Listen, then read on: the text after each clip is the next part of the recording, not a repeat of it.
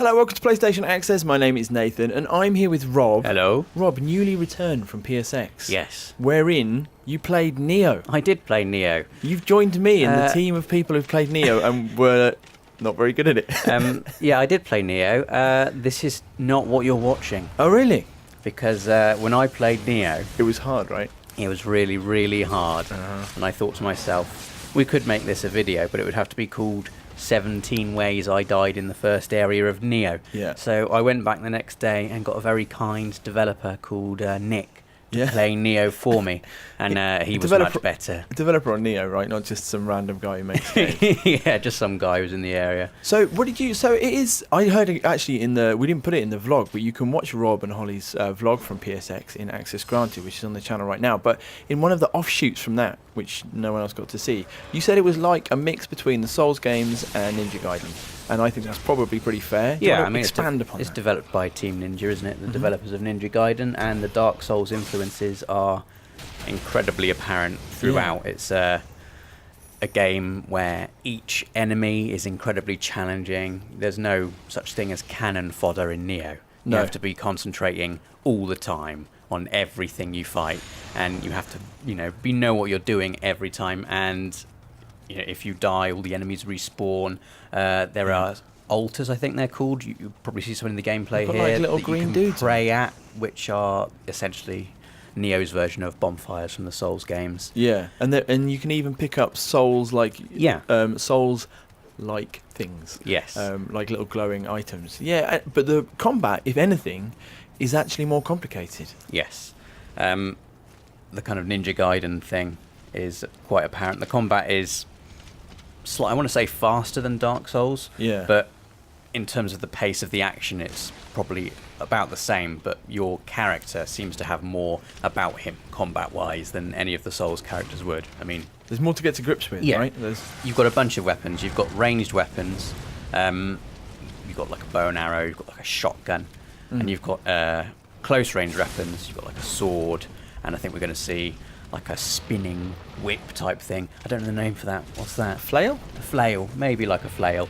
But using the correct weapon on the correct enemy is crucial. Yeah. Because otherwise you're going to die. But there's also stances as well. There's like, aren't there like, there's like defensive stance, attacking stance. I mean, maybe you didn't even like experiment. I didn't do with any that. of this, no. Because I really just died. Because I played it with Dave, and we played it. I think it was it was at E3, and we went through it maybe 3 or 4 times. We were trying to record a run, where I was alive for a stretch of time that wasn't completely embarrassing. Yeah. That's difficult to do that. And I went in, we did a tutorial, and I went in thinking I'm going to do some stance work in this capture. But then as soon as you get started into it, it's a whole, like, you're concentrating in that way that people who've played the Souls games might be familiar. You're like completely engaged, concentrating on your blocking, and you just want to kind of sensibly make your way through the enemies. And then afterwards you're like, I did not use any of my stances, and they must help. So it's like a whole added extra layer. What did you think of one of the things which I think is really is original is the character design. I think I do love Dark Souls, and I love that that series has been influenced by the fighting fantasy books, which I kind of grew up reading. So it's got that kind of Western style, but this is much more. There are kind of like Eastern demons in this game. Yeah, and they're terrifying and amazing. We'll see a boss later on in this gameplay footage. Yeah. Who, I mean, Dark Souls bosses are always incredibly well designed. Yeah. This is up there. I think she's called the Ogress. She's an absolute monstrosity. She's kind of like, you can just see in her actions she's suffering badly. Yeah. She's in a lot of pain, and just her movement as well. It's desperate and erratic. Like, she wants to get rid of you. Like, you're the thing causing her pain. But I love the use of colour. I think because even Bloodborne is basically a game made up of black or red. Yeah. Whereas this, there are kind of more vibrant. There's glowing purples and bright reds. It's a very pretty game. But while it's very pretty, I also found it quite oppressive in a good way. Yeah, like not just because it was handing you your It's not like ass. Ni no Kuni. You're not running around and thinking, oh, that's lovely. Right. You're running around and thinking, oh, God, what's going to kill me next? But like Dark Souls, even though I'm absolutely rubbish at Nioh, it is still absolutely brilliant. Like, I died so many times in the first area, and then I was fighting this guy on like a catwalk area, and I nudged him, and he kind of lost his balance on the edge of this catwalk and fell to the ground, and I flew down after him, did a finishing move on him, just completely instinctively, and it worked, and it did massive amounts of damage, and you just get that feeling of, yes! Do you know, and man, that's great. And it definitely felt to me, because like I said, I played the same area over and over again. You get that kind of, that learning curve of the Souls games where you get to an area and you're just like, no, like there's no way that I can't understand what's happening here, and like, and then eventually you realise, how you're going to have to deal with certain enemies, what resources you're going to need to save for later bits, and then I don't know, like it's always, I love the his constant sense of kind of overcoming adversity in these games, where you arrive somewhere thinking this is never going to happen, and then a few weeks later, yes, you're kind of running through it, and it's like an area that you've just that you've practiced. And, I mean, that's the joy of it, isn't it? You get to a point where you're so good at a certain area, you know everything off by heart, you know what the enemies are capable of, that you can just go through looking like a complete badass.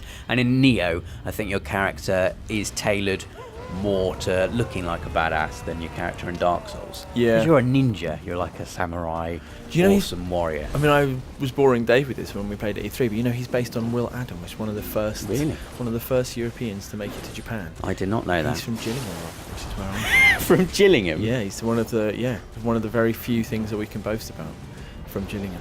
Wow. There's a Will Adams memorial there. I could take you there. That's some trivia. I just love that it's even in just the flowers, just the fact it's in a garden. Well, it's just a completely different palette. You might not have seen from the cutscene, but the flowers come from the Ogress's tears. Aww. She cries tears of blood, Crazy. And they hit the ground, and these red flowers just bloom. So this garden of red flowers is basically the garden of the Ogress's tears. That's lovely. I mean, that's poetic. I love the way it kind of tells story like that, how the Souls games and now Nioh tell their story. Like, I know so much about this character just from the way she moves. Yeah. And her animation. I mean, you get down to like a certain point of health when she gets below half health, and her moves get really desperate. Right. She's like really scrabbling to get you, and you have to really be on your game.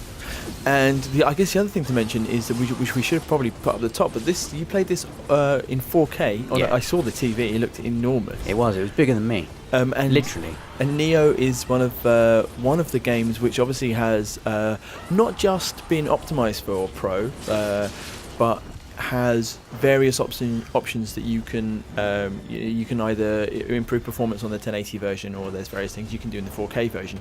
But you were playing this on a Pro, and the footage that we're putting up at the moment is 4K. Yes. So enjoy that.